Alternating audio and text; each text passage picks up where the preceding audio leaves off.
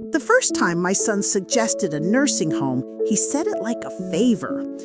Mom, there are some really nice places now. They've got activities, transportation, medical staff on site. It might even be fun. He said fun the way people say interesting when they hate a movie. I was standing at the stove stirring soup.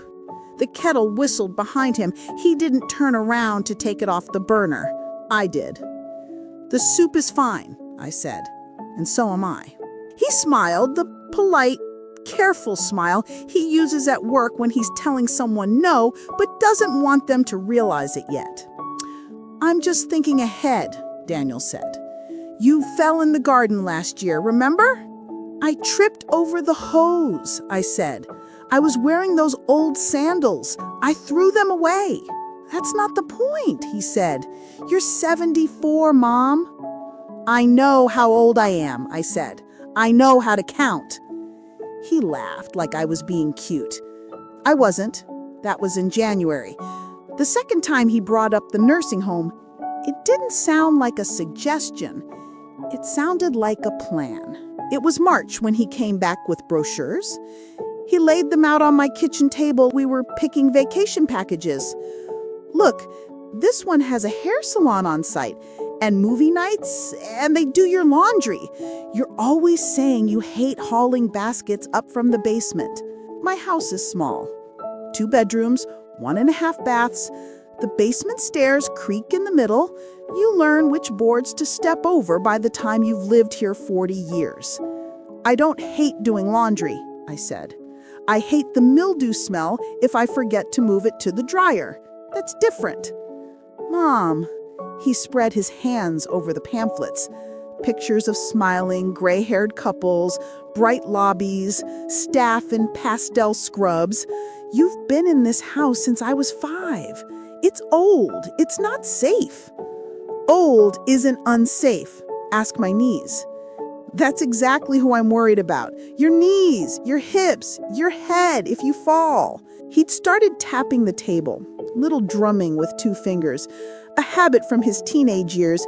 He used to do it when he was waiting for me to agree to something. Dan, I said, I drive, I cook, I clean, I check my own email, and I pay my bills on time. I walk a mile every morning with the ladies from church. I'm not moving into a nursing home so somebody else can tie my shoelaces. It's not that kind of place. These are good facilities, Mom. Some of my clients put their parents there. Your clients, I repeated. The ones who live in condos with elevators and stainless steel fridges, but still forget their own passwords. This isn't about them, he said, jaw tightening. It's about you. You can't live alone forever. I don't intend to live forever, I said. Just long enough to finish my crossword and the leftovers in the fridge. He pushed back his chair harder than he meant to. The legs scraped the tile, making a sound that set my teeth on edge. You're being stubborn, he said. And you're being something, I said. I just haven't decided what yet. He gathered the brochures, stacked them, squared the edges with his palms. He left one behind, on purpose. I could tell because he didn't look at it when he pushed in his chair, like a fisherman leaving bait. I'll leave this here, he said. Just look at it. I've already looked at it. I saw the price. His jaw flickered. It's not cheap, no, but we can sell the house. That will cover a big we. He froze. It was a tiny word, but it sat in the air between us like a brick. I repeated, we will sell the house. You. He corrected quickly. You can sell the house, obviously. I'm just saying, it would solve a lot of problems at once. Whose? I asked. He smiled that work smile again. Yours, he said. Of course. Some things you only notice when you look backwards. Like how that same week, he suggested I put his name on my checking account in case there's ever an emergency. Or how he mentioned casually that a friend of his dad's had been scammed because older people just don't catch the fine print. My husband, Tom, used to miss the fine print. He was the kind of man who would sign any form somebody put in front of him if it meant getting out of the office 5 minutes faster. That's how we ended up with a timeshare we never used and a warranty on a car we sold 3 years before. But Tom has been gone 6 years. Heart attack in the yard on a Tuesday. One moment, he was arguing with a squirrel over the bird feeder. The next, he was gone. I remember standing in the emergency room, staring at the doctor's mouth, moving and hearing nothing. It wasn't until I got home and saw his shoes next to the back door that it sunk in. You learn to read fine print after that. You learn to read everything, especially your only child. I wasn't always careful with money. I grew up in a rented apartment over a bakery that smelled like bread in the morning and grease at night. My mother paid bills with cash in envelopes. My father paid them with excuses. "Next week," he'd say. "I'll make it right next week." Sometimes he did. Often he didn't. I married at 23 because Tom said he was good with numbers and sick of landlords. He was good with numbers when it came to sports scores and card games, less so with interest rates. The house we bought was a little brick square on a quiet street with 2 maples in the front and a lilac bush by the back fence. The mortgage papers made my stomach churn. 30 years felt like forever. It wasn't. It was 3 decades of double shifts, packed lunches, patched knees, and 1 broken washing machine that flooded the basement the same week Daniel needed braces. We made it. We paid it off, 1 monthly bill at a time. When the bank finally mailed the deed with "paid in full" stamped on it, I held it like a newborn. Tom framed a copy and hung it in the hallway. He said, "We own it. This is ours." When he died, the house felt too big and too small at the same time. Too many rooms for 1 person, not enough space for the ache. But it was still ours. Mine now. That mattered. Maybe that's why when I started noticing little cracks in Daniel's stories, they all came back to the house. He's 45 now. Corporate. He wears shirts that need ironing. He has a watch that cost more than my first car. He lives in a condo 40 minutes away on the highway, when traffic is good. An hour and a half when it's bad. He calls me on Sunday afternoons, usually.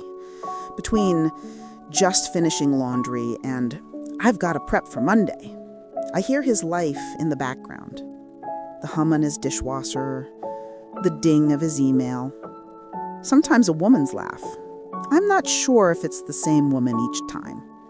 I stopped asking when he started answering with, "It's complicated, Mom."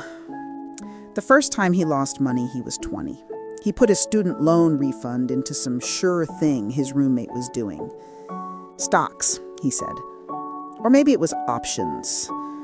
Or something else that sounded like grown-up gambling. He called me the night it tanked, voice shaking. "I screwed up," he said. "I owe them. I paid that time." I told myself what mothers tell themselves. It's a one-time thing. He's young. This will scare him into being careful. Fear wears off. Habits don't. Over the years, there were other sure things. A restaurant partnership that never opened. An app that never launched? Crypto, of course. That one he didn't tell me about until after it crashed. He said, "I'm fine," then too quickly. "I'm just adjusting." Adjusting is one of those words that can mean anything, like fun. So when he started talking about selling the house to pay for a very fancy nursing home, my neck prickled. Not because I thought he wanted to hurt me, because I wasn't sure he was at the center of his plan. The day I found the papers, he'd come just to check in. It was April. The magnolia tree down the street was in bloom. The air still had teeth, but you could feel winter loosening its grip. He kissed my cheek, sniffed the air. "You made coffee," he said. "Thank God. The stuff in the lobby at my office tastes like regret and printer ink." He set his leather briefcase on the chair by the door, the one that used to hold his backpack when he was in middle school. We sat, we talked. It was nice. He asked about my book club. I asked about his work. He didn't mention nursing homes. I didn't mention brochures. We did not mention Tom. "He has a call at 2, he said, glancing at his watch. "But I wanted to drop this off." He slid a white envelope across the table. "What's this?" I asked. "Just a form," he said lightly. "The bank suggested it. It's called a convenience signer. It would just let me help with your bills if something happened. No big deal." "I don't like that phrase." "What phrase?" "If something happened." He smiled. "It's not a curse. It's just life. Humor me, okay? Look it over. Ask whatever questions you want." "Who filled it out?" I asked, turning the envelope. "I did," he said, "just to save you the trouble. All you'd have to do is sign." He said it so casually, my stomach knotted. Tom used to bring home forms with little X's marked in blue ink. "Just sign here, honey. They need it for payroll." I signed plenty of things in those years without reading them closely enough. I read this one. I opened the envelope after he left, at the same table where we'd eaten birthday cake and argued about curfews. The form was crisp. The bank logo sat in the corner like a seal of reassurance. The language was comforting at first.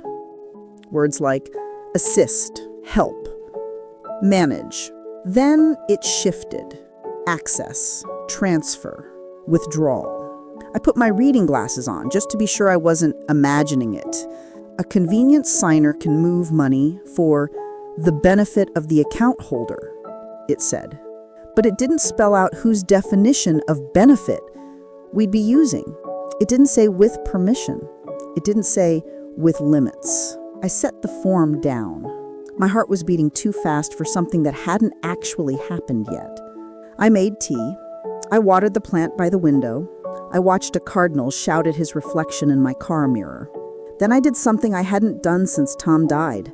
I went to the bedroom, shut the door, pulled my top dresser drawer all the way out, and reached into the space behind it, where the back panel never quite met the frame. My fingers brushed cardboard. I pulled out the small fireproof box I bought the week after Tom's funeral, when a woman at the bank told me I should keep important documents somewhere safe. Inside was my birth certificate, our marriage license, the house deed with the big red, paid, a copy of Tom's life insurance policy, my old will, the one that said, everything goes to Daniel. I sat on the bed, the bank form on one side, the will on the other. There are moments when you feel the road in front of you split. You can pretend you don't see it, keep walking like nothing is different. Or you can stop, look down both paths, and pick the one that doesn't require you to lie to yourself. I put the bank form back in its envelope. I did not sign it. The next morning, I called a lawyer. I didn't pick a stranger out of the phone book. I called someone I knew, sort of. Her name is Elena Rivera. She's in her 40s, short, always in motion. Her mother goes to my church.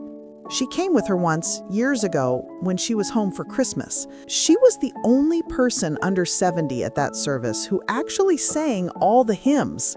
I remember thinking then that she looked like someone who read things all the way to the end. I called the number on the business card tucked inside my Bible. Rivera and Associates, a voice answered. My name is Carmen Lee, I said. I think I need help. They put me on hold. They played Vivaldi. I almost hung up twice.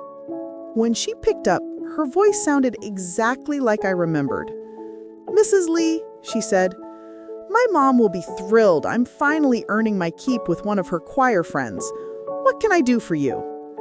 I told her, not everything. Not yet. I told her about the nursing home brochures and the bank form. I told her about my age and my house and my son's insistence that I was one fall away from catastrophe. And how do you feel? She asked. About my son or about falling? I said. Both, she said. I feel like I'm walking on a floor that used to feel solid, and now I can hear it creak. She was quiet for a moment. Do you have a current will? She asked. Yes, I said.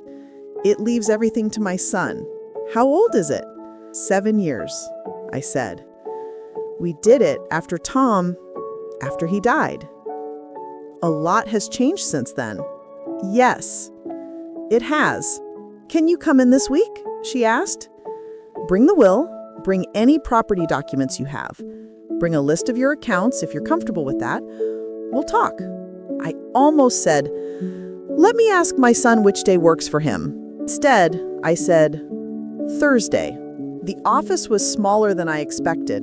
No mahogany paneling, no giant glass desk, just a modest suite above a sandwich shop with file boxes stacked neatly and a faint smell of coffee and printer toner. Elena shook my hand like she meant it. She said, I'm sorry about the stairs. The elevator's been broken for 2 weeks. The building manager keeps promising. I told you, I walk a mile every morning. If I can't climb 1 flight of stairs, we have bigger problems than paperwork. She smiled. Her conference room had a window that looked out over the parking lot.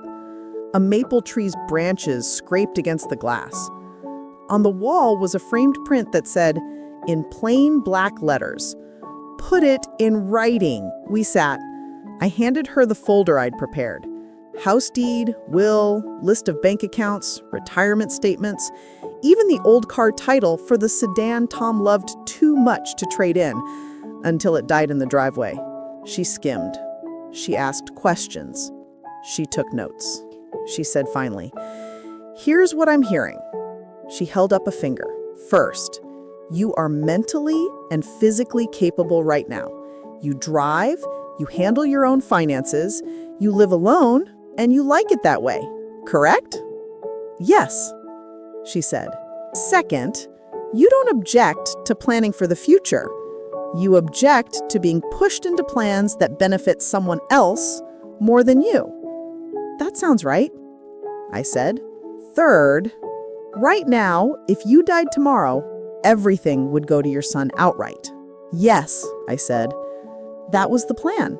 When we wrote the will, it felt simple, she nods. And fourth, your son is now hinting at nursing homes, joint accounts, and selling the house. Yes, I said. Has he always been careful with money? I laughed once, short. No, I said. He's been enthusiastic with money. He's been optimistic with money. He has not always been careful. She smiled, but her eyes stayed serious. All right, she said. So your current legal situation is you've worked your whole life for what you have, and if we don't change anything, your son will inherit it all. And he knows that. Yes, she said. And your current emotional situation is you're starting to wonder if he's making decisions in your best interest or his. My throat tightened. I never thought I'd have to wonder that about my own child, she said. Wondering isn't betrayal. It's data. Now, what do you want? I stared at the table. What did I want? Part of me wanted to go back to when he was 5 and brought me a dandelion bouquet from the yard, his face smeared with mud and pride. part of me wanted to trust him blindly because trusting your child is easier than accepting that they may not always choose you. Part of me wanted to sell the house myself, move to a little apartment by the lake, and spend the rest of my life reading library books and walking on a boardwalk without worrying what would happen to my roof. But under all that, another part of me, the part that had learned to read fine print and hold on to receipts, wanted something simpler.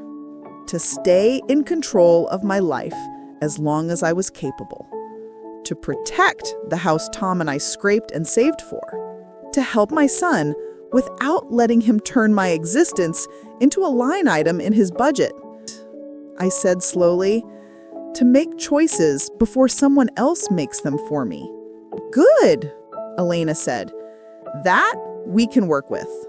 Over the next hour, she walked me through words I'd heard before, but never fully understood. Power of attorney, living will, healthcare proxy, transfer on death deed, revocable living trust. You do not have to use all of these, she said, but you should understand them. She drew pictures on a yellow legal pad, boxes and arrows. Right now, she said, tapping the paper, your house and your accounts all flow through your will when you die. That means, if your son wanted to fight about it later, he could challenge the will. It doesn't mean he'd win, but he could make trouble. And if he tried to claim that you weren't competent when you made any changes, that's another fight. How do we avoid that? I asked. 2 things, she said. 1, documentation. You get a full physical and a cognitive evaluation from your doctor now, while you're obviously short. We put that in the file. If anyone claims Mom didn't know what she was signing, we have evidence. And 2, I asked. We move some of this out of your will entirely, she said. There are ways to pass things directly without probate. She suggested I consider putting the house into a revocable living trust with me as the trustee now and someone I choose as successor trustee later. So my son wouldn't get the house? I asked. That depends, she said. You could make him the successor trustee, yes, or you could pick someone else. Or you could direct that the house be sold after you die and the proceeds divided however you want. I only have one child, I said. You only have one son, she countered. That's not the same as only having one person in your life. I thought of Maria, my niece, my sister's girl. 38, divorced, no kids, but a rotating cast of foster cats. She lives 10 minutes away and brings me fresh bread on Saturdays when she remembers. Sometimes we sit on the porch and watch the neighbors' teenagers try to parallel park. You trust her? Elena asked. Yes, I said, without hesitation. More than she trusts herself sometimes. Good, she said. She's a candidate. You don't have to decide today, but I want you thinking about who knows you, not just who shares your blood. She also suggested some changes to my will. Right now, it's everything to Daniel, she said. That was reasonable when he was younger and you were still married. Now, you might want more nuance. You can set aside a specific amount for him. You can leave something to Maria. You can leave something to a charity you care about. Money doesn't have to go in one direction only. I've always supported the community center, the one with the after-school program. Her pen paused. We can include them, she said. What about my son? I asked quietly. Is it wrong to give some of what I have to someone who isn't him? Wrong, she said. No. Unusual? Less than you'd think. Eternal? No. A will can be changed as long as you're alive and competent. You're not carving anything into stone today. You're putting up scaffolding so the building doesn't fall down while you're still living in it. I smiled, despite myself. I like that, I said. Then let's get you some scaffolding, she said. We started with the doctor. Nothing's wrong, I told Dr. Singh, sitting on the crinkly paper in her exam room. I just need proof that nothing's wrong. She raised an eyebrow. Most of my patients come in only when something is wrong. I'm being efficient, I said. My son thinks I'm one banana peel away from the grave. I'd like my chart to say otherwise. She laughed. We did the usual: blood pressure, reflexes, lungs, heart. Then she had me do a series of simple tests. Remember these 3 words, she said. Apple, table, green. I'll ask you again in a few minutes.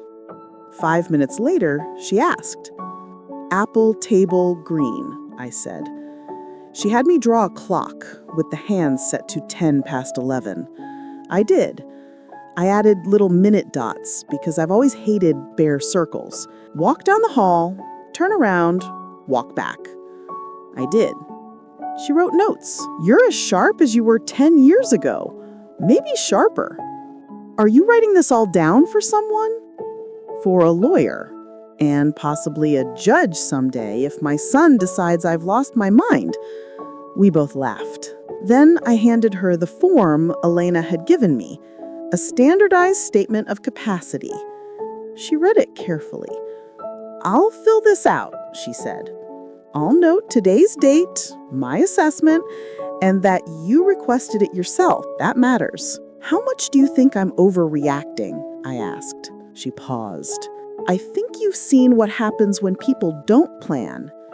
You told me about your neighbor last year, the one whose brother emptied her savings and put her in a facility 2 counties away. That didn't happen because she planned too much. I thought of Mrs. Green, sitting in my kitchen 3 years earlier, hands shaking, telling me how her nephew had helped her with her finances and then helped himself to have her savings. No one believed her at first.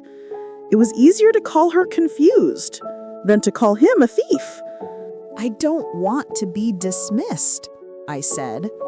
Not by my son, not by some stranger in a tie. Then let's give them less room to do it, she said. Next came the psychologist. I didn't love that idea, if I'm honest. There's a particular sting in walking into an office decorated with inspirational posters and being asked if you know what day it is. I know exactly what day it is, I told her. It's the day I'm proving I'm not crazy to a stranger with a degree because my son is acting like a vulture in a suit. She smiled. Let's start with your name, she said gently.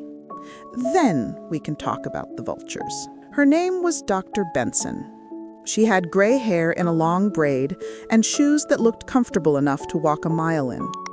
She asked about my daily routine, my history, my mood. Any hallucinations? She asked. Only when I watch political debates, I said. Does that count? She laughed. We went through memory tests, logic puzzles, a scenario where she asked what I would do if I smelled gas at home. Open the windows, get out, call the gas company from next door, and tell my neighbor to blow out his cigar. By the end, my brain felt tired. It had run a race it hadn't been told about. But I also felt solid, seen. You're clearly competent, she said. Emotionally appropriate, oriented, capable of understanding legal decisions and their consequences. I'll write a letter to your attorney documenting that. Thank you, I said.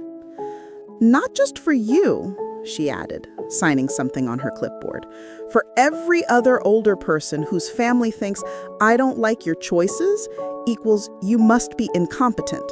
You're helping me write a different story. I hadn't thought of it that way. I just didn't want my own story rewritten without my consent. I didn't tell Daniel about any of this. Not yet. I took Elena's advice and moved carefully, like someone shoring up a house in secret, while the neighbors think you're just repainting. We drafted a new will. It still left money to Daniel, a meaningful amount, enough that no one could say I'd disowned him, but it also included a specific bequest to the community center, to fund tutoring and meals, a small amount for Maria in recognition of her support and companionship, and instructions that the house, if not already in the trust, be transferred there and then handled according to the trust's terms. We created the trust itself. I named myself trustee now. I named Maria as successor trustee. That doesn't mean she owns the house, Elena explained. It means she manages it according to your instructions if you can't, or when you die. And my instructions are, I asked, that you get to live here as long as you're alive and want to. No sale without your consent. After your death, if the house is sold, the proceeds are distributed 50% to Daniel, 30% to Maria, 20% to the community center. I swallowed. I feel like a traitor, I said softly. To whom? She asked. Tom's face flickered in my mind, the way he'd looked the day we hung the PD deed. We always said everything would go to Daniel, that he'd be taken care of if anything happened to us. You're still taking care of him, she said.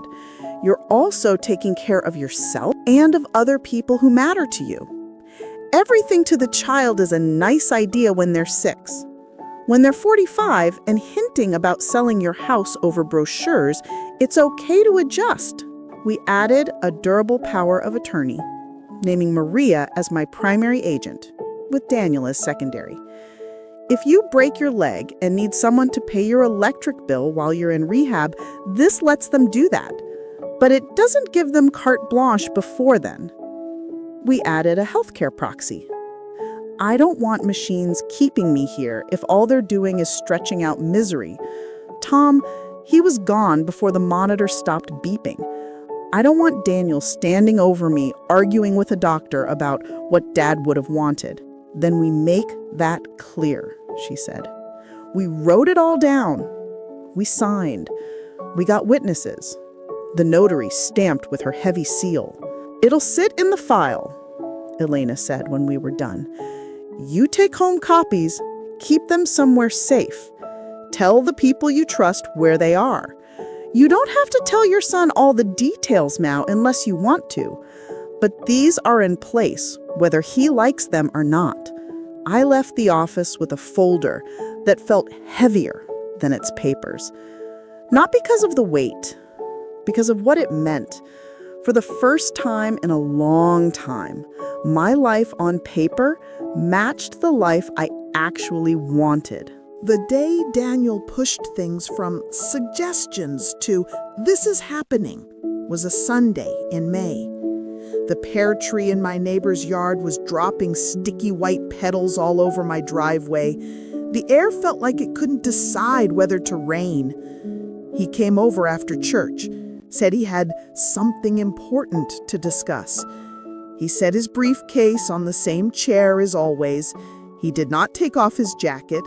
His shirt collar was open, but he still looked like a man halfway into an argument. I talked to a place, he said, without preamble. A really good one.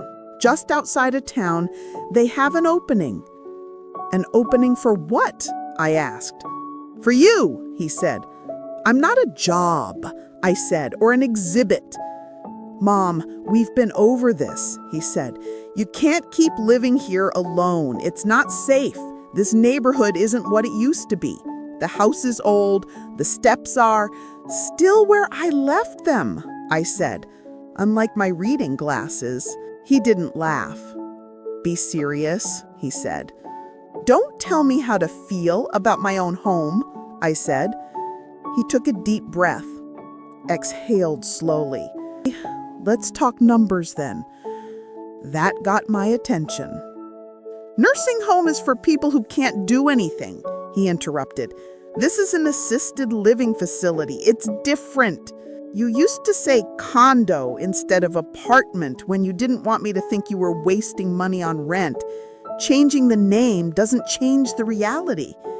He gestured, frustrated. The reality is that you're going to need care at some point.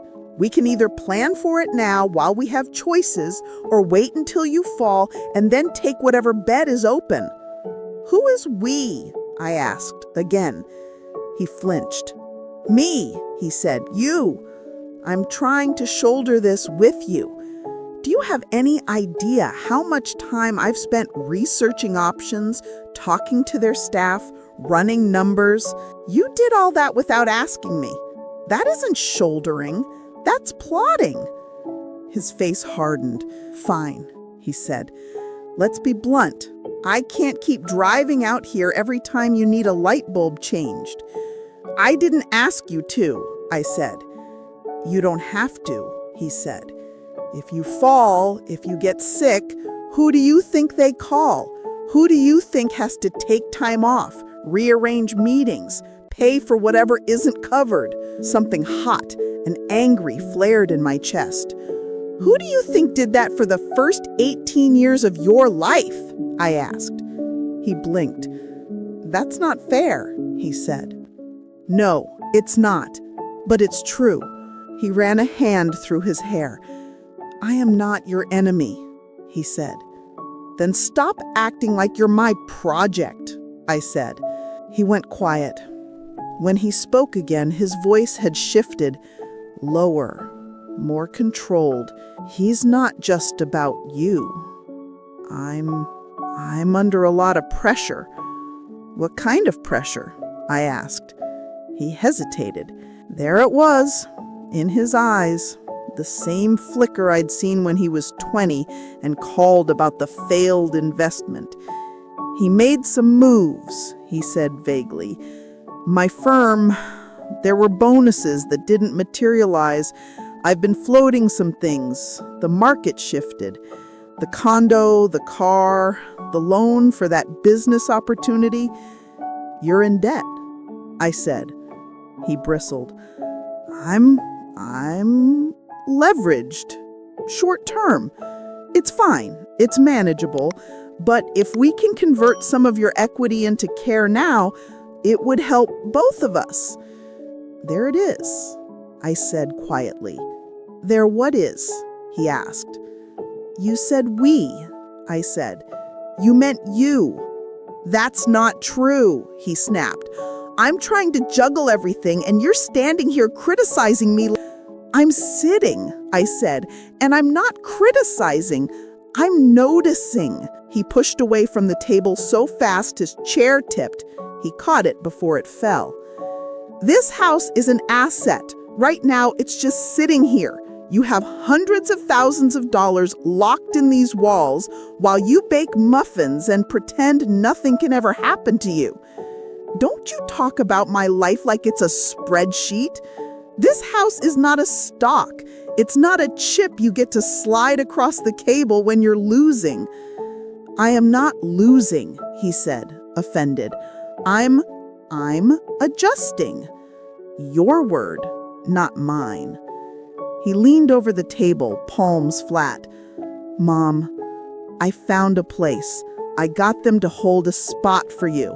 They need an answer this week. We'll meet with them Tuesday. I'll pick you up at 9. We'll sign the papers. We'll list the house. By the end of the summer, you could be somewhere safe with people your own age, not rattling around in this museum. This museum paid for your braces and your college and your first car."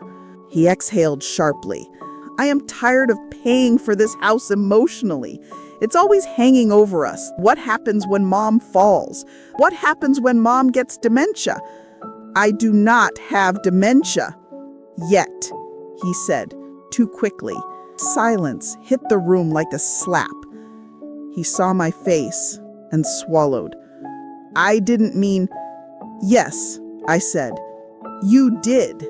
He straightened, pulled his phone from his pocket. "I have a call in 10 minutes. We can finish this Tuesday." "There's nothing to finish," I said. He gave me that professional smile again, the one that didn't reach his eyes. "You'll see," he said. He picked up his briefcase. The leather creaked. He walked out. The door closed behind him with a soft click, too polite for how hard my heart was pounding. I didn't cry.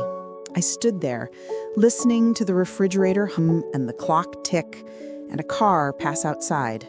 Then I did what I've done my whole life when the world didn't make sense. I cleaned. I cleared the table, rinsed the coffee cups, wiped the ring his mug had left on the wood. When I lifted his chair to push it in, something slid off the seat and fell to the floor. A folder. Black. Slim. The kind you carry when you're going to a meeting and want to look prepared. It must have slipped out of his briefcase when he grabbed it. I picked it up. I should have put it on the table and called him. I shouldn't have opened it. But I did. Inside were papers.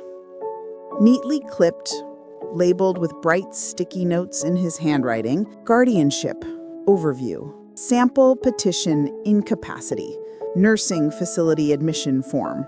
Draft. Assisted living contract. Market analysis. 3BR/1.5BA. Market analysis. Our area. My stomach turned. I flipped through. On one form, under reason for placement, someone had written, patient no longer safe, living alone. Evidence of confusion, neglect, and poor judgment. My name was at the top. Carmen Lee, date of birth, address, insurance information.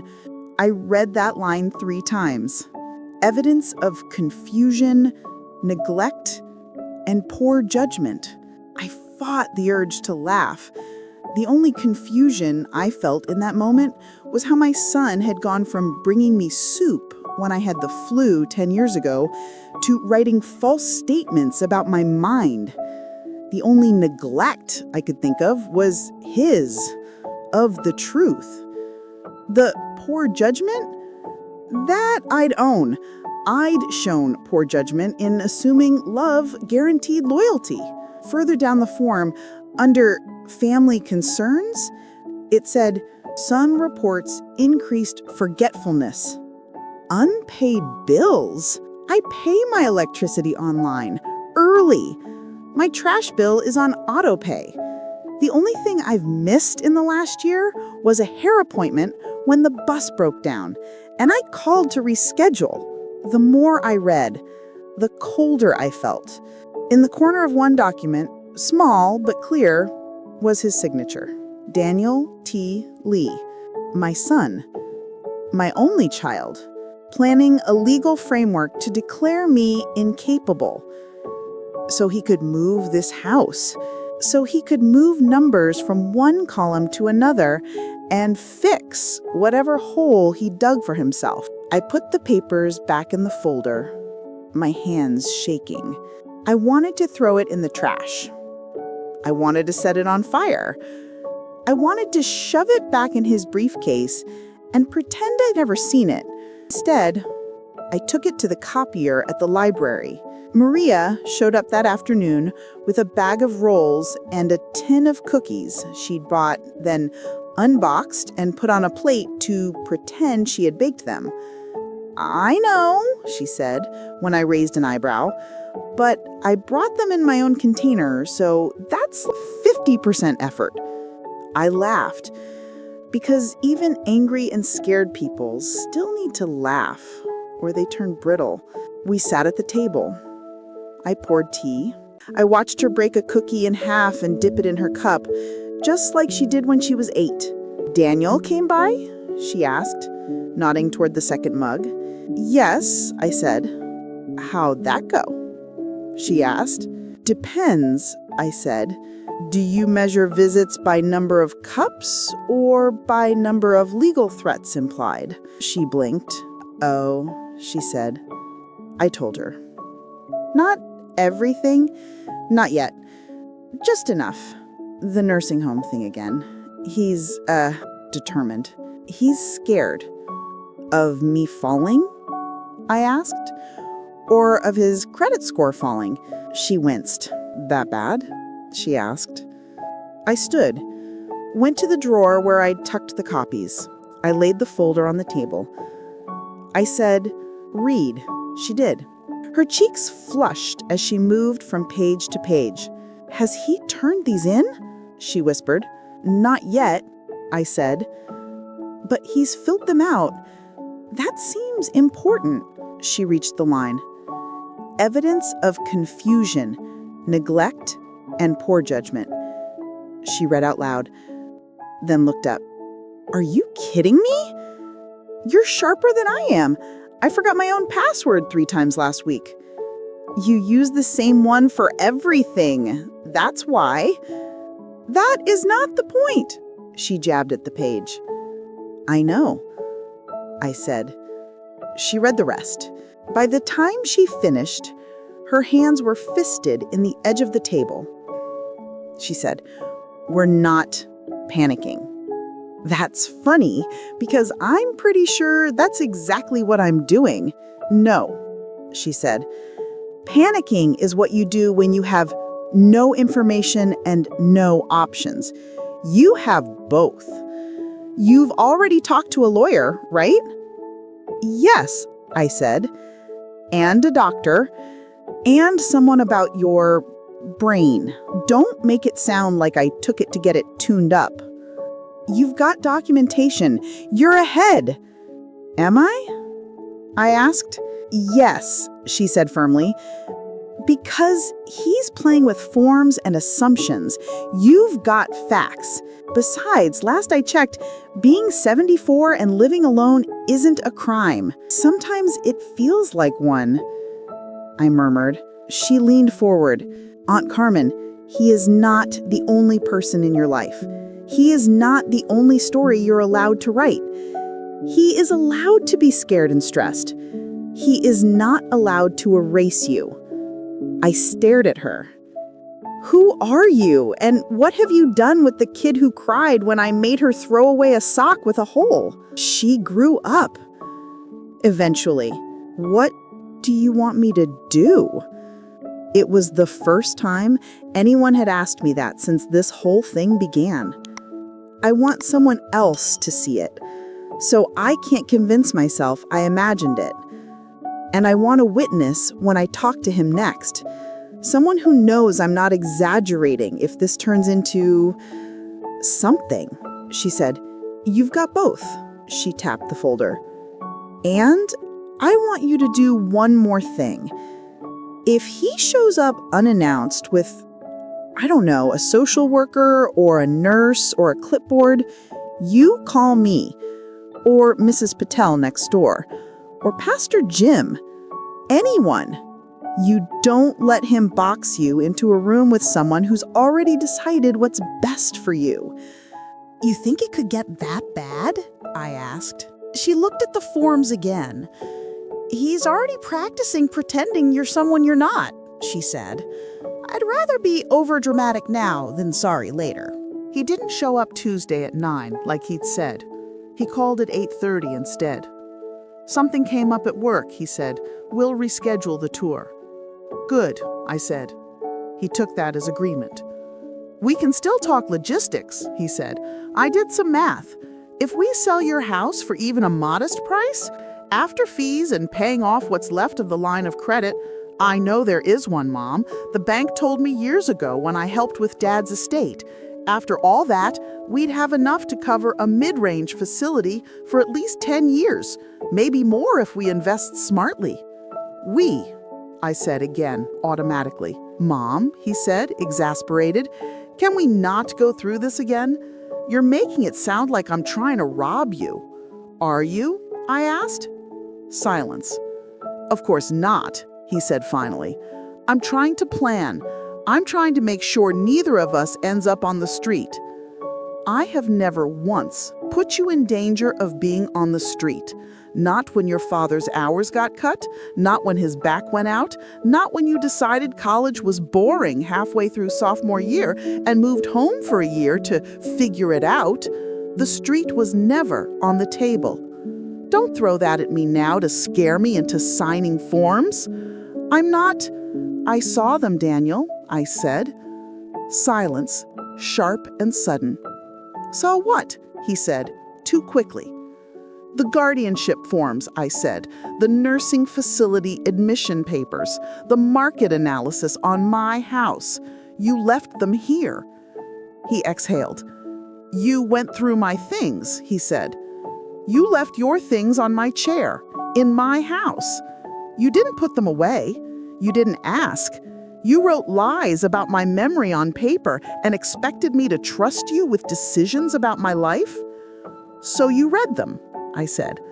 "I copied them for my lawyer and for myself, so I wouldn't have to rely on my confused brain to remember them." He swore under his breath. "Who is putting these ideas in your head?" he demanded. "Maria? Maria is putting food in my fridge and plants on my porch. The ideas are mine." "I cannot believe you went behind my back," he said. I laughed, short and sharp. "You went to a judge behind my back, or planned to. You wrote evidence of confusion about a woman who still does other people's taxes for fun. Do you hear how that sounds?" "I was trying to protect you," he said stubbornly. "If that were true," I said, "you would have started by asking what I wanted." He was quiet.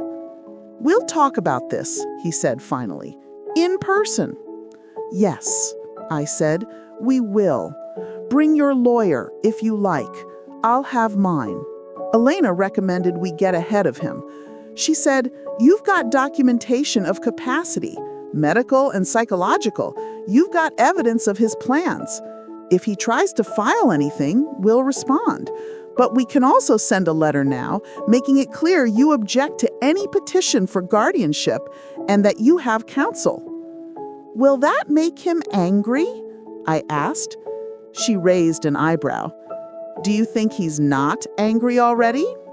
I thought of his voice, brittle over the phone. "Fair point," I said. We drafted a letter. Plain, firm. "Dear Mr. Lee," it began. It explained that I, Carmen Lee, was represented by counsel, was competent to make my own decisions, and did not consent to any petition for guardianship or involuntary placement in a long-term care facility. It invited him, if he had concerns, to address them with my attorney, not behind my back. "I'm not sending it to hurt him," I said. "I'm sending it to stop him from hurting me." "Exactly," she said. We mailed it certified. He signed for it 2 days later. Then he went quiet. Silence from a child can mean 1,000 things. Busy, hurt, angry, ashamed, planning. I filled the days between with things that made noise in my hands.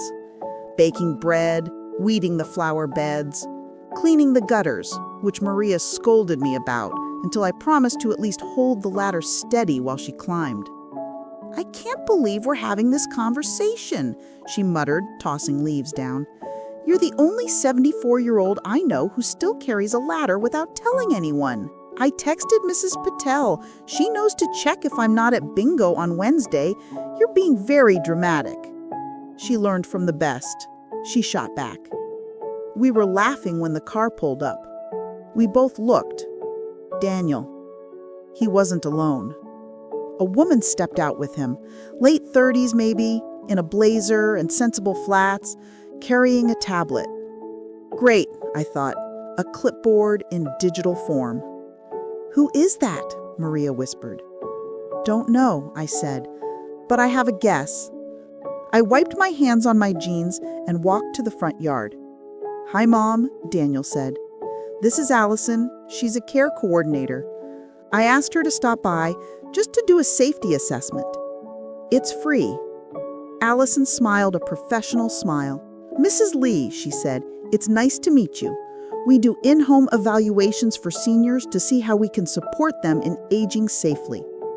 "I didn't ask for an evaluation," I said. "It's just informational," Daniel said quickly. "No one's going to force anything. Right, Allison?" "Of course not," she said smoothly. "We're just here to look at your environment, maybe suggest grab bars, rug adjustments, minor changes." Maria climbed down with more grace than speed. "And you scheduled this without telling her?" she asked Daniel. He stiffened. "It was hard enough to get on the calendar. I didn't want her to say no before she knew what it was." Maria snorted. "That's not concerning at all," she muttered. "Maria," I said quietly, "let her talk. If this was going to happen, I wanted it where I could see it." Allison walked through the house with her tablet, tapping, nodding. She towed my hallway runner. "Rugs can be a tripping hazard," she said. "So can rushing people," I said. She smiled tightly. "The bathroom could use a grab bar by the tub," she continued. "I agree. I've been meaning to get one. Maria, put that on our hardware list." Maria nodded, eyes never leaving Allison's hands. "The stairs are steep," she noted. "They were steeper when I was pregnant, but I managed." We ended in the kitchen. "Overall," Allison said, "you've done a good job keeping up the home, Mrs. Lee. You're mobile, you're oriented, you're clearly able to express your wishes." She glanced at Daniel when she said that. He shifted his weight.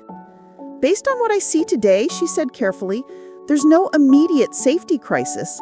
Some modifications would help, a medical alert system perhaps, in case of falls.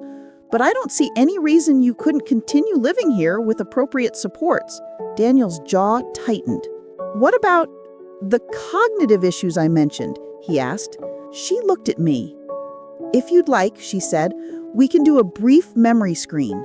We've done several, with my doctor. I'm happy to do another. I assume you have my consent form?" She blinked. She looked at Daniel. "She doesn't need one," he said quickly. "It's just a quick set of questions." "Actually," Allison said, "we do need consent, especially if family members are present. And if you've already been evaluated, I'm not sure what value we'd add today." She turned back to me. "Mrs. Lee," she said, "do you feel pressured into making any decisions you don't want to make right now?" She might as well have handed me a microphone. "Yes," I said, "by him." I pointed at my son. His face flushed. "Mom," he hissed, "don't do this." "You brought an audience," I said. "I assumed you wanted a show." Allison straightened. "I'm going to step outside, give you some privacy. If you'd like information about in-home support later, I can leave a brochure." "Thank you," I said. "That would be fine." She handed me a card, then slipped out. The door clicked behind her. The air in the kitchen felt heavier than before. "How could you do that?" Daniel demanded. "How could I do what?" I asked. "Undermine me," he said, "in front of her. Make me look like some kind of villain." "You made yourself look like that," Maria said. "Showing up with a stranger to evaluate a house that isn't yours without asking permission, that's textbook villain behavior." "This is none of your business," he snapped. "She's my aunt," Maria said, "and I live closer than you. That makes it my business." "I am her son," he said. "Yes," I said softly, "you are. That used to mean something different than it does right now." He ran a hand through his hair, that same frantic gesture he'd had as a boy when his Lego tower fell down.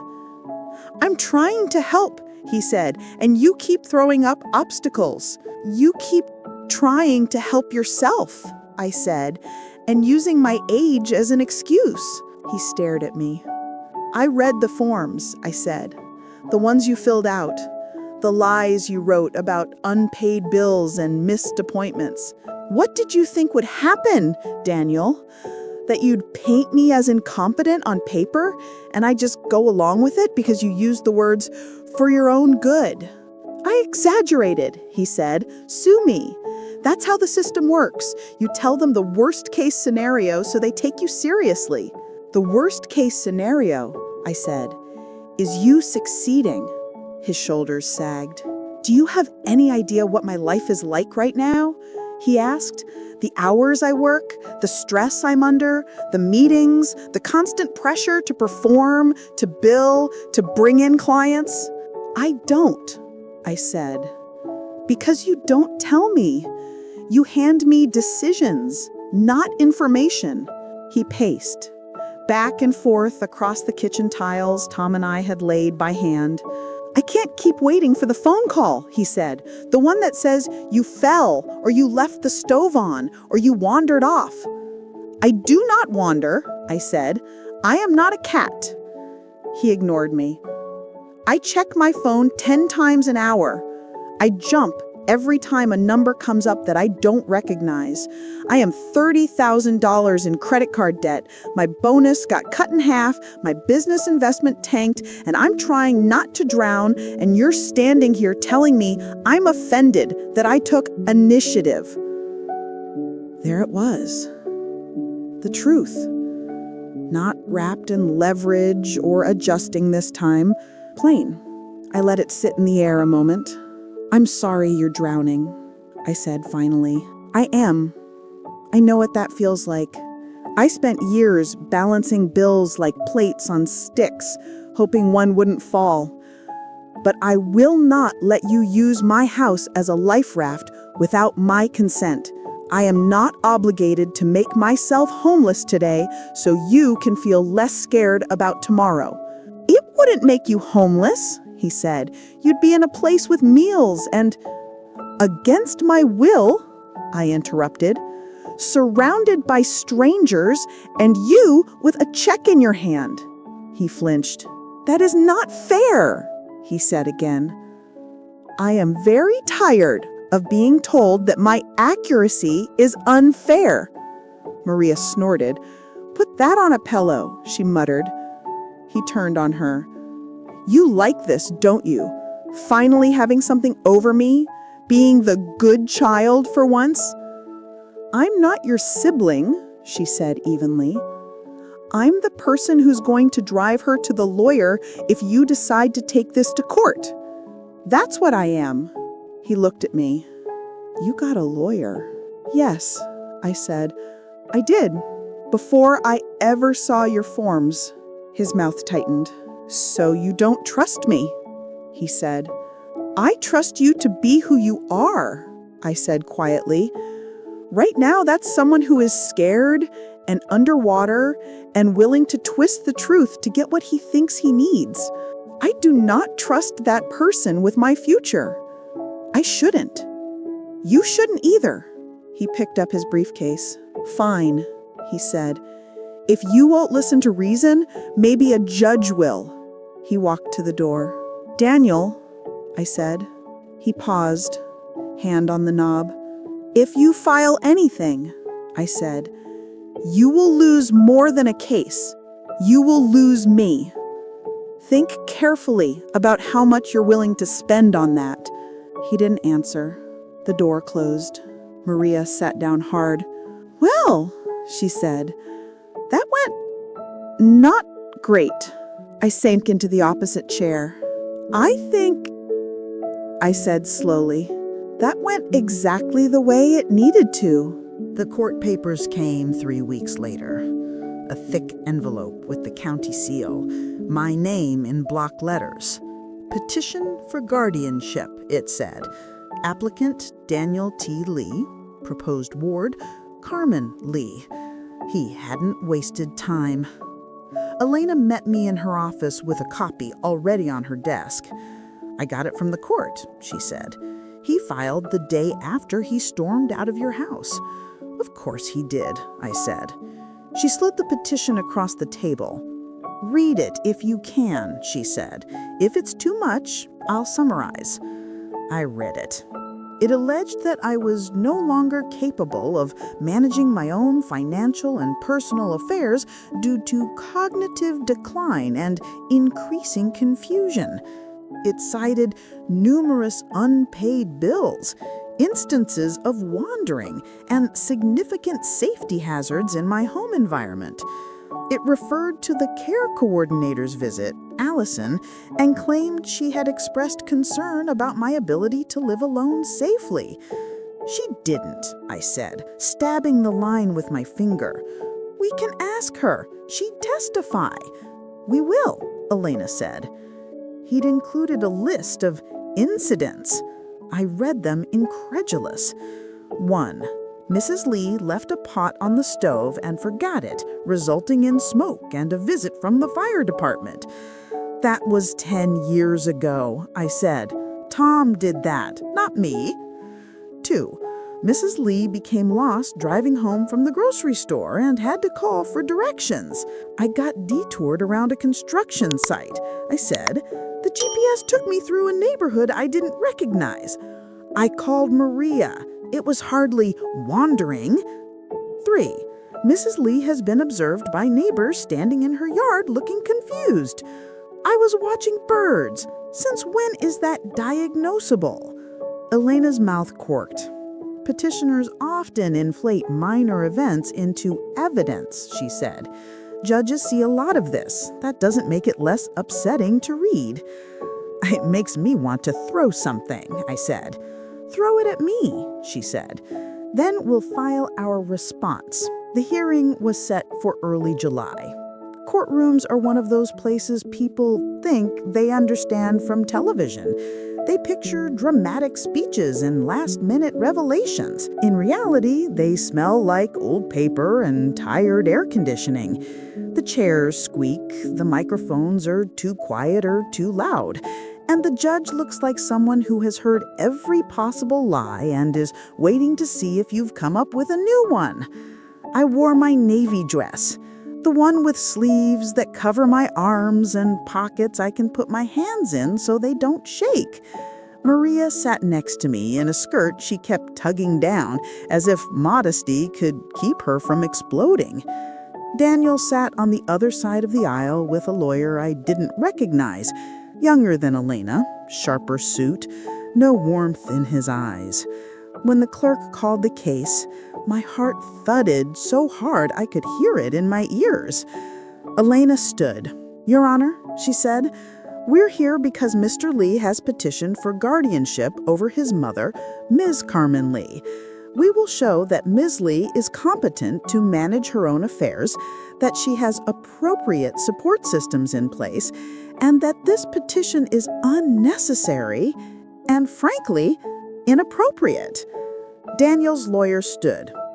Your Honor, he said, we are here because Miss Lee is in denial about her limitations and refuses reasonable care arrangements. Mr. Lee is simply trying to ensure his mother's safety. The judge looked at Daniel. Mr. Lee, he said, would you like to speak? Daniel swallowed. He did. Not to me, to the bench. He talked about my age, my fall in the garden, his fear of the call. He mentioned the pot, the detour, the rugs, the stairs.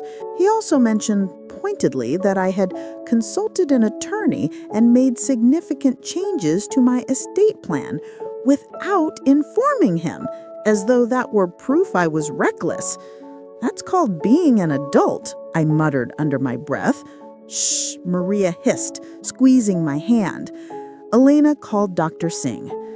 My doctor testified calmly that I was fully oriented, capable of understanding complex medical and legal information, and that, in her professional opinion, I was more engaged with my health than most patients 20 years younger. Elena called Dr. Benson. She explained the cognitive testing.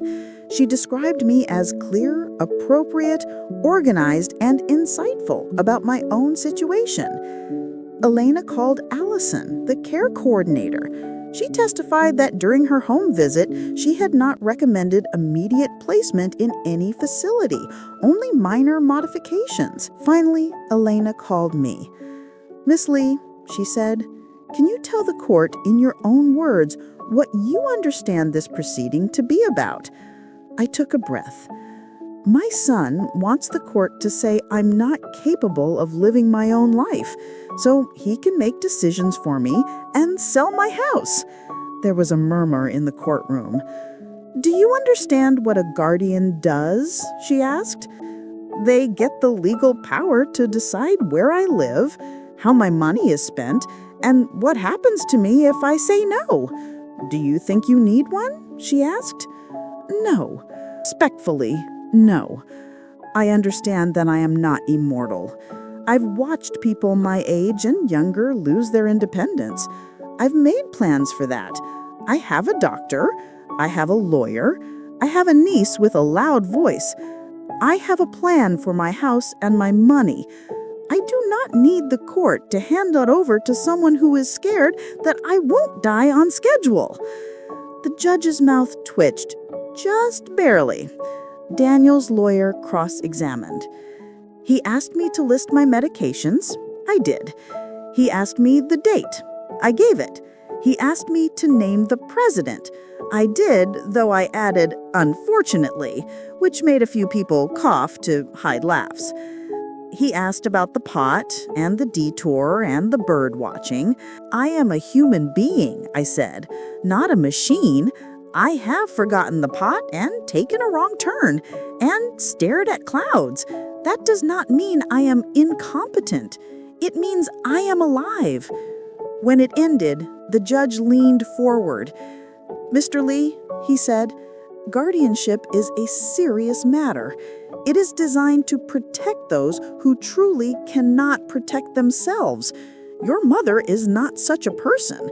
She may make choices you don't like. That does not make them invalid. This petition is denied. The gavel hit the block. The sound echoed in my ribs. In the hallway, Daniel wouldn't meet my eyes. He stood with his lawyer, listening to something about other options and waiting until she deteriorates. I walked past. "Daniel," I said. He looked up. "For the record," I said, "I don't want you to drown. I never have, but I will not be the life preserver you punch to stay afloat." His face crumpled for just a moment. Then he turned away. Maria and I left the building. The air outside felt thicker, like it had absorbed everything unsaid inside. "Are you okay?" she asked. "I'm tired," I said. "But yes, I'm okay." "You were amazing in there," she said. "I wanted to clap when you said die on schedule." "That would not have helped," I said. "Probably not," she agreed. We reached the car. "Now what?" she asked. "Now," I said, "I finish what I started." The next week, I met with Elena one more time. She said, "We won this round, but I don't want you to live the rest of your life waiting for the next petition." "Me either," I said. We finalized the trust, made sure all the property documents were properly recorded. We updated beneficiary forms on my accounts so that even if anyone tried to challenge the will, most things would pass outside it. We added one more document, a letter. Not the legal kind, a personal one. "To be opened if I die," the envelope said. Inside, I wrote to Daniel. I told him I loved him, that nothing in the paperwork changed that. I explained in plain language why I had made the choices I did, that splitting the house proceeds 3 ways was not punishment, but acknowledgement of Maria's help, of the community center's impact on my life, of his pattern with money. I wrote, "I did not build this life so you could burn it in a bonfire of emergencies. I built it so you would have an example of stability. If you ever feel angry about what I did or didn't leave you, ask yourself this: are you mad you didn't get more? Or are you mad you didn't make more of what you already had?" It wasn't my job to lecture him from beyond the grave, but it was my job to be honest while I was still here. I left a copy of the letter with Elena. I put another in the fireproof box behind my drawer. I told Maria where it was. Then I went home and watered the plants. Months passed. Daniel called less. At first, I filled the silence with noise. Radio, TV, podcasts of people talking about other people's problems. It was easier than thinking about my own. Then, slowly, I stopped needing it. I joined a Tai Chi class at the community center. I learned how to use the resistance machines without feeling like a hamster. I taught an older woman how to email photos to her grandchildren. I let a teenager teach me how to use a budgeting app just to see if it was any better than my notebook. Maria and I installed the grab bar in the bathroom ourselves after watching 3 videos and arguing over the level. "That's straight," she said. "It's not," I said. The tile line is crooked. The bar is straight. That's why it looks off. This is why you're dangerous, she said. You pay too much attention. I thought that's what you liked about me, I said. Well, she said, and that your banana bread. Daniel texted occasionally. Happy birthday. Merry Christmas. Hope you're doing okay. I answered politely. You too. He didn't mention the court. I didn't either. The first real crack in the ice came on a Wednesday evening in November. The phone rang at 7. "Mom," he said. I could tell from the way he said it that something had shifted. "Yes," I said. "I got laid off," he said. The words came out flat. Not dramatic, just tired. "I'm sorry," I said. He laughed, hollow. The partners called it right-sizing, like I was a couch they needed to fit through a door. I pictured him standing in his empty office, a box of certificates and pens, and a plant under his arm. "What will you do?" I asked. "I don't know yet," he said. "Update my resume, panic, apply for jobs, maybe not in law. I'm so tired, Mom." "I know that feeling," I said. There was a pause. "I was out of line," he said suddenly.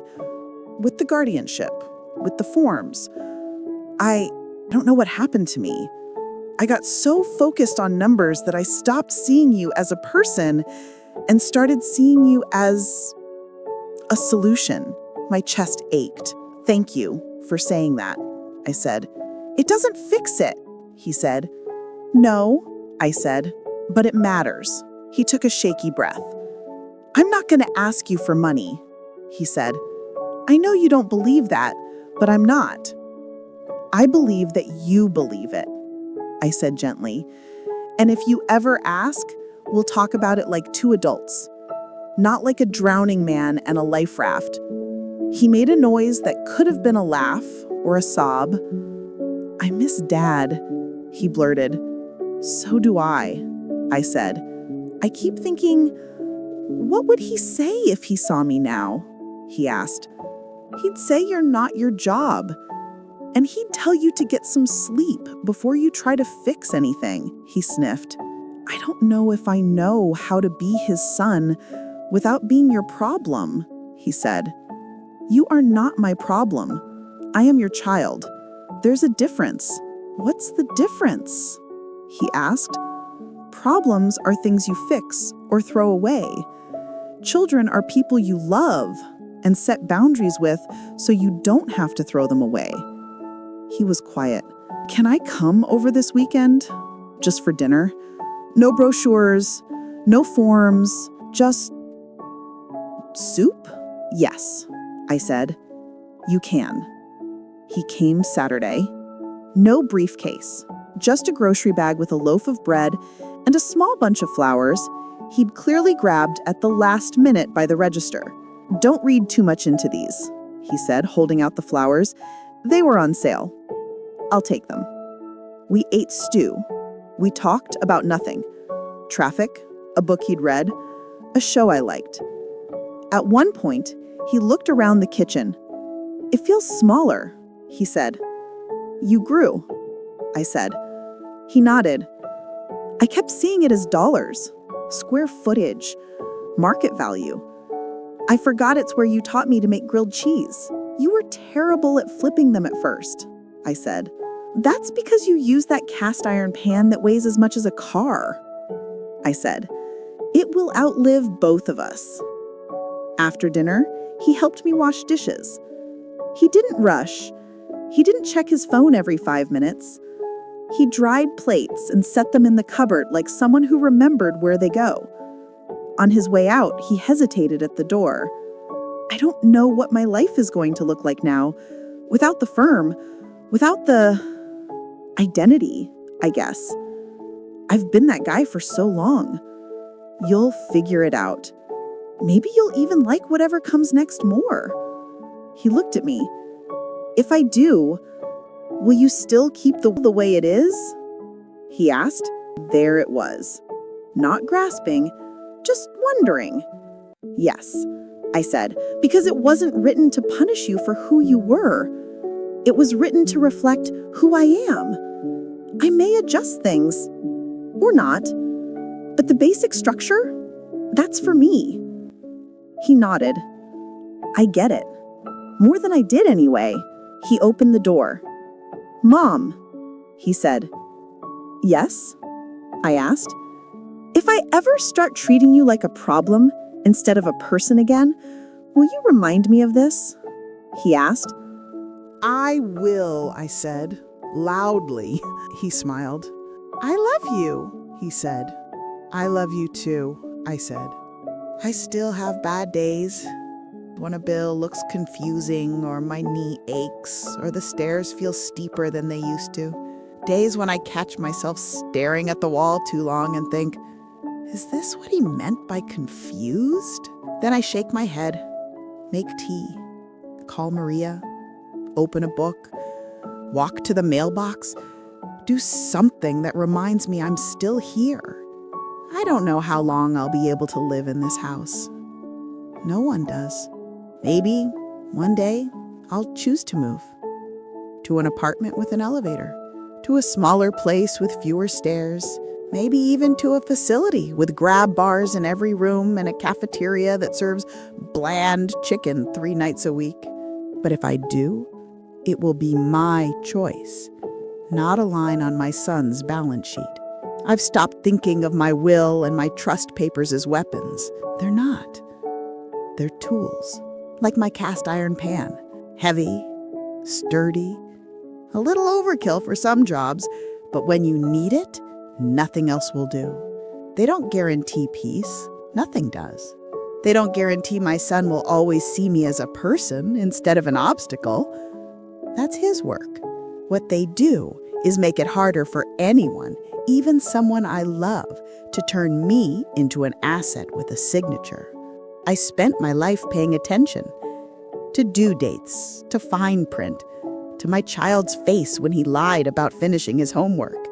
I paid attention so the lights would stay on and the fridge would stay cold and the mortgage check wouldn't bounce. I thought for a long time that when I got old, I could stop paying attention, that love would be enough.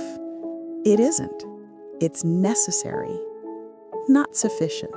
So I pay attention now in different ways, to my body, to my mind, to the words people use when they say, for your own good, to who shows up when they don't need anything, to the way my son's shoulders loosen when he talks about maybe teaching or doing something smaller and more human than billing hours in a glass box, to the way Maria bangs the ladder down too hard and then apologizes, and how she pretends not to worry when I carry the laundry down myself, to the sound of my own voice when I say no and mean it.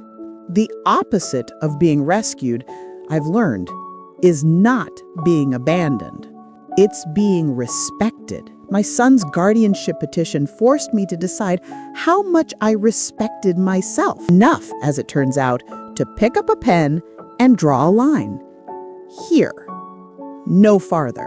The nursing home brochures are still in the bottom drawer of the buffet. I didn't throw them away. I'm not pretending I'll never need help.